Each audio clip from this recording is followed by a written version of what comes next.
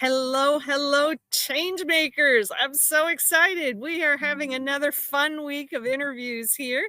And I'm just so excited about the amazing change makers that we are celebrating. And today is no different. In fact, we've gone international this week. That's even more cool in my mind. So we're so excited to be north of the border once again in Canada with this Tammy Scarlett. Welcome, Tammy. Tell everybody a little bit about you. Oh, thank you so much, Cheyenne. Thank you. And yes, well, I can tell you one thing about me. I'm sitting here with about 3 feet of snow, and you are not. No, I'm not. So that is one part about being north. It is beautiful here, though. Yes, I am just about an hour and a half northwest of Toronto. So, yeah, true north, strong and free. Yep, we are freezing. But it's all good. Spring is coming. Yes, yes, absolutely. They call it meteorological spring once you hit March. So we'll think positive. Right? I'm thinking positive. I love it. I love it. Well, Tammy, please enlighten people with the amazing things that you've got going on in your world. I know you're all about health and wellness, and give folks a little bit of your story. What brought you to being involved in that arena? Okay, yes. Oh my goodness. Well, my own crazy health journey. Mm. Let's just go back a few years. I went through breast cancer, and about around the same time, exactly the same time, I was going through a divorce. So, not a lot of fun. And at that time, the internet was quite new still, which is really kind of strange to think about, but it was 2013. And, when I got told, don't go and Google things by the doctors and the oncologists. They're like, stay off the internet because it's full of things that are not favorable or scary or any of that kind of stuff. So I listened. I did the certain things that they put out for me and the books and all that kind of stuff. But there still really wasn't a community to connect with. There wasn't a lot of resources. And some of the things I was going through, I had late stage triple negative breast cancer, which is a rarer form. So there wasn't a lot of information. And, the reconstruction stuff going on, I wasn't too sure about that and what it looked like and what it entailed. The cancer agency says, you have this option and this option. Which one do you want to choose? One of them is having more surgery and using your own skin and fat. And the other one was to have implants, like most people choose. It's easier, it's quicker, there's just a lot less invasiveness kind of to it, until they end up, not being good for you and poisoning, Oh, which is what happened to me. I actually ended up with a capsule rupture and poisoned me and put me in bed for about 4 years. So, yeah, and there's a thing called breast implant illness, which is it also has a tendency to cause more cancer. So, of course, I needed to have them out. It was painful having them in. I needed them out, and then just the whole, you know, what to do next. I'm like, I'm not doing anything. I've been through enough. I'm not doing anything. I'll just stay flat. I will just get as healthy as I can and, regain my life. But again, there was still so little information because there was a lot of stuff going around the news. It had just hit the news about the breast implant illness. And excuse me, there were a lot of, news stories and doctors, throwing up their hands because they didn't know what to do. They didn't know about it. They didn't know, the research wasn't done long enough. And they just didn't know how to handle me. So they just, here's some prescriptions, go home and hopefully you get better. You just need time. I'm my like, it word. doesn't feel like time is on my side in this moment. It feels terrible. So I just thought, I'm going to do everything that I can do, everything that I can possibly do for myself, advocate for myself. I still was trying to go through the regular system, the regular way of, medicine, and was still just hitting roadblocks all over the place. So, yeah, Mm. eventually I just dove into the things that felt like they were going to help me. And maybe my improvements are a little bit slower than some other people who maybe could have afforded different kinds of programs and assistance and functional medicine and all that stuff. But I was on, I had lost my job. I didn't have a home. I lost, all that stuff with the marriage. And I just was in the bottom basement. And I thought, this isn't good enough. And I need to heal and figure out ways to get better. And of Mm, course, you start looking at Facebook, you start looking at groups, you start looking at, trying to find people and connect. And mm, luckily I met some really awesome people online, and they were mentors to me during my journey. Um, but at the same time, some of those other Facebook groups were really negative. It was all anger and frustration and depression and victimhood and all the things. And it just did not feel like a good container to be in, not a healthy one for healing. So that was part of, the Making the Women's Wellness Network was we need a space that's positive, that's happy, that's uplifting, that has, hopeful outcomes, that has other people that can assist, right? So yes. yeah, building the Women's Wellness Network just really just came from that necessity that I knew it was important to have a space for women. Wow. Wow. Such a story, and it's so frustrating. I can't even imagine what you went through from the perspective of, when people do start to make a decision to say, "Okay, so what the doctors are telling me to do is not making me feel really good. I think I need to explore." I mean, oh my goodness, how did you make decisions about, trying things that were outside of that system, which typically insurances don't pay for? No, they don't. No, they don't. And I had been, I got down to bare minimum of everything. I didn't have any health insurance. I didn't have any extra coverage or medical benefits. That went away with my marriage also. So Mm, that was, a very scary time when you don't have resources and you're not too sure what you can do for yourself. Now, mind you, when I was going through with the rupture, there's a lot less information than that out there, but it was also COVID. It was also that time period. So my the rupture happened in 2019, January of 2019.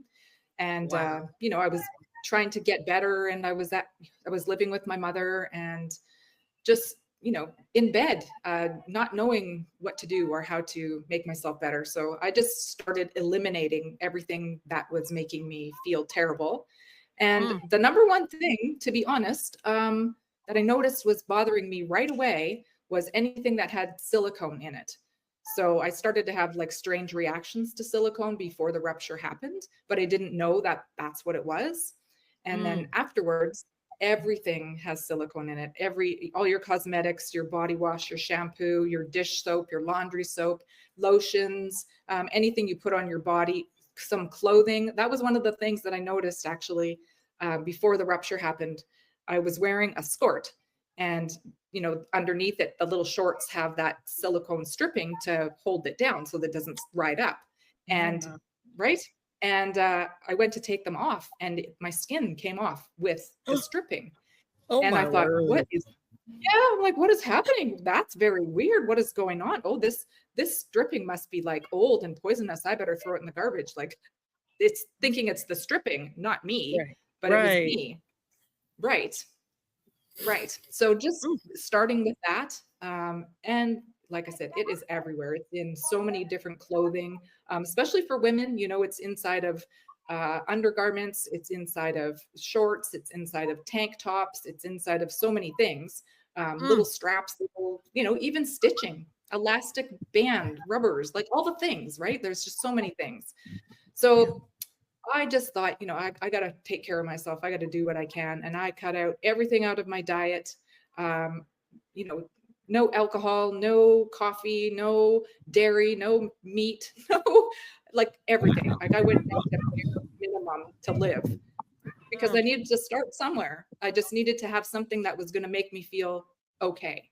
So yeah. that's what I did. And I slowly started to add things back into my diet. when I started to have more energy. And, at some points when, after the rupture happened, I was having to like pick my legs up with my hands, my own hands, to get upstairs. Oh, So it had just depleted me so much. So it was a bit of a struggle, to like figure out what to do and how to uh, come back. So I used a lot of things that were kind of, you know, not so much outside the box anymore. But right. at that time, even yoga and breath work were kind of, people were like, what's that? What what's that going to do for you? So just, like things like that, just starting to try things and essential oils and all those kinds of things, right? Were really very beneficial, especially the essential oils. I really found that that was one of those things that I needed multiple times a day to make me feel better. Like it was definitely medicine. And Wow. of course, here in Canada, you can use cannabis. So I used cannabis. I had a lot of lymphedema in my upper body. I still have some, but it was helping with that. And yeah, just trying to find things that were accessible, and I didn't need to go to somebody for, because we weren't allowed to do that. Right. The Right. lockdown was happening, so you had to stay home, and yeah, just trying to make it through. And I think I did a pretty good job. You're still standing, girlfriend. You did a miraculous job. Wow, wow, that is so amazing. And so now, because you're wanting to be able to be that support structure for other women who are have maybe going through some kind, hopefully not all that. My word, that was so much that you had to deal with in such a short amount of time. But I mean, what are you doing now with your group? Tell people about your group and what kind of support are you offering to women? Sure. Yeah. Oh, yes. The Women's Wellness Network is just such a beautiful space. It's, this container of nurturing and safety and camaraderie and compassion. And, women in there are lifting each other up. There's people who are healing and people who are on the healing journey. So many people have modalities, practices, things that can, assist others. And then, of course, there's just regular women who are in there, observing and watching the interviews and, really gleaning some knowledge. And then I see people connecting. Somebody has this kind of modality, right? Oh, I know I need some help with that, and I see them, communicating and really utilizing the system. And I think that's the basis of it, is for that, for people to be able to connect and get what they need from one another. So Mhm. what else did you ask me? I'm sorry. Well, I was curious how you were supporting the women, but are there any? And I know you're in various stages with a lot of different things you're working on and developing right now. But I mean, are you personally doing any coaching or anything for women to help them learn some of the things you've learned? Right. Yes, I am actually just restarting my own coaching program.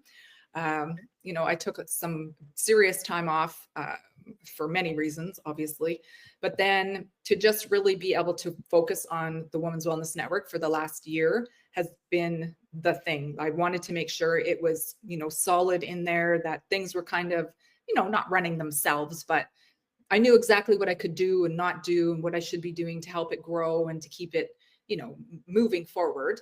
Mhm. Um, so I did create a foundation, like not a foundation, a platform for women Mhm. inside of there to coach. So there are women who can come to my group. It's a paid membership, but be able to offer their services and, develop new programs, get feedback, and actually connect with clients and people who are, needing their assistance.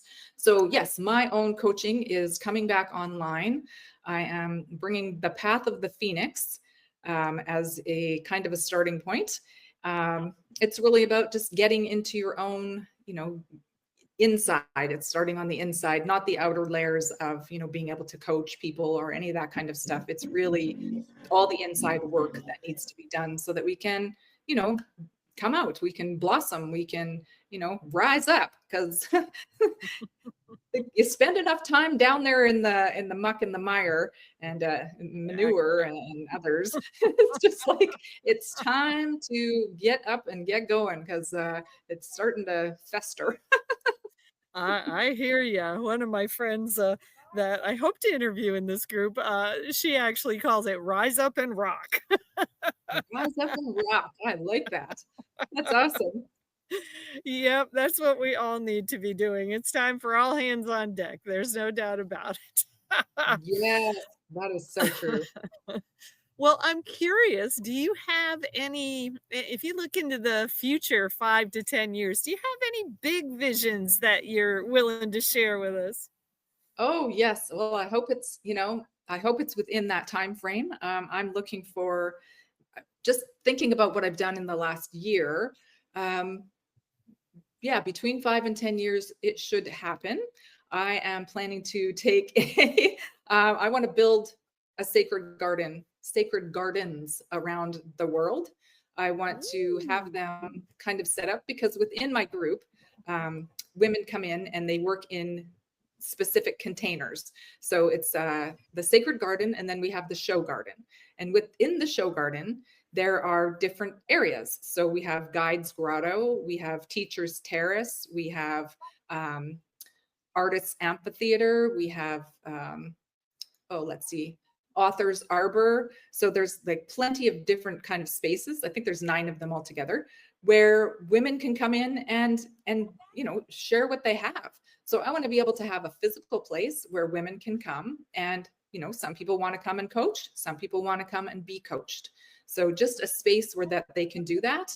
Yeah, I don't know how many of them there will end up being in the future, but that is in my vision. Um, I'm part of a leadership group called SGLA, which is Sustainable Global Leadership Academy. And Ooh. that is one of the things my mentor there, Shlomo Shoham, is my meditation teacher. And I'm actually getting into teaching that also. I just started um, doing their program with that. So we do this thing called future imagery. It's about looking into the future and deciding what it is you want to see. Like, what do you want in your future? And most people have no clue. And knowing that we have that power to make it happen, I think sometimes is intimidating because Mm. we really can pretty much have what we want.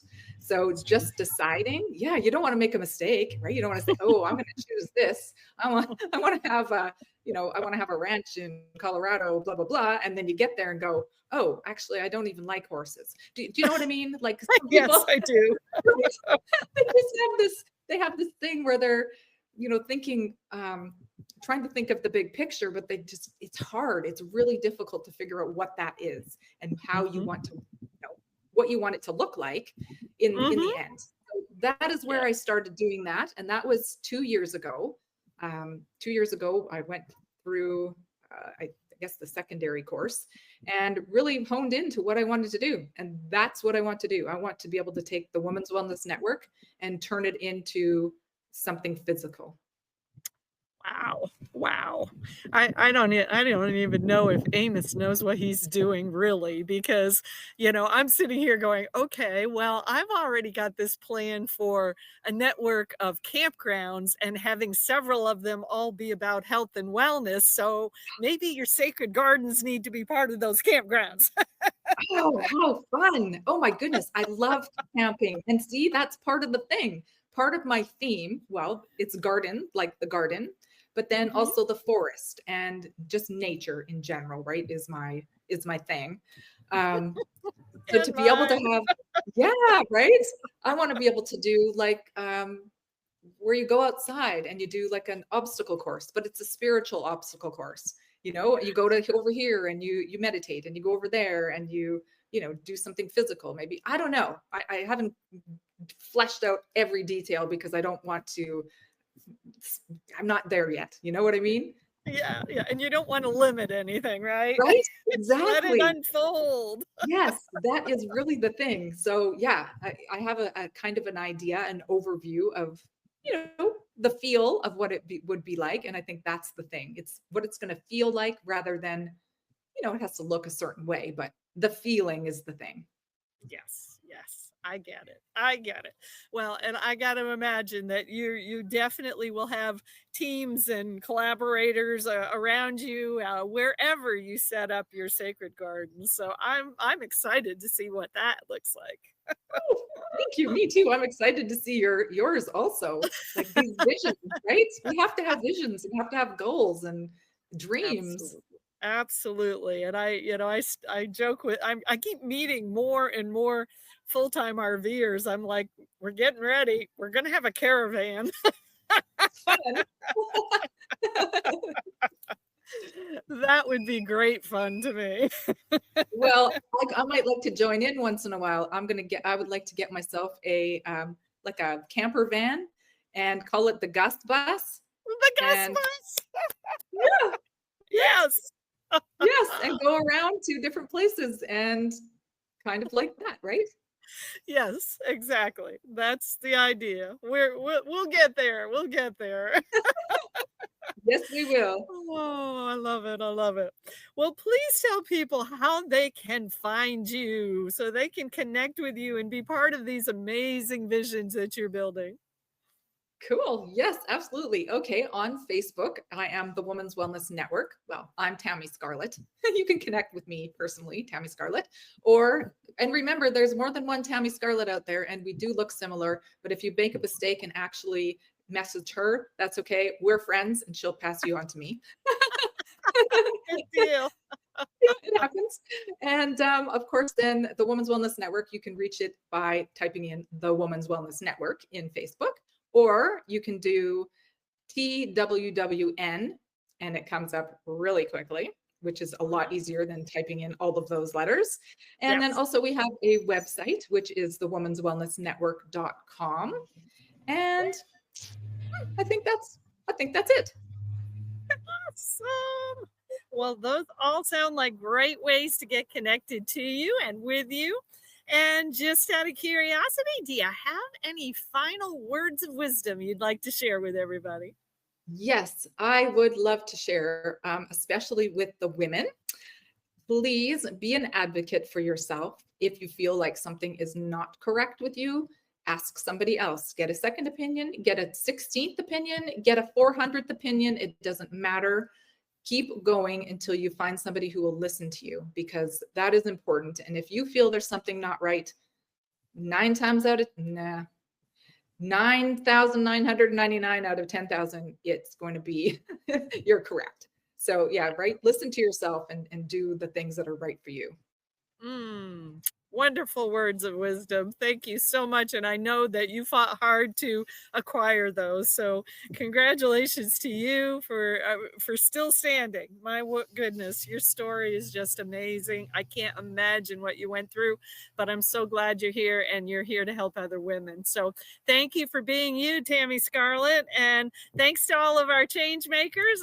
We will continue doing new interviews and let me know if there's anybody we've missed out there who wants to jump in because we want people connecting with each other in this group, finding out how to, whatever it is you're looking to, how to do. So we are all about that.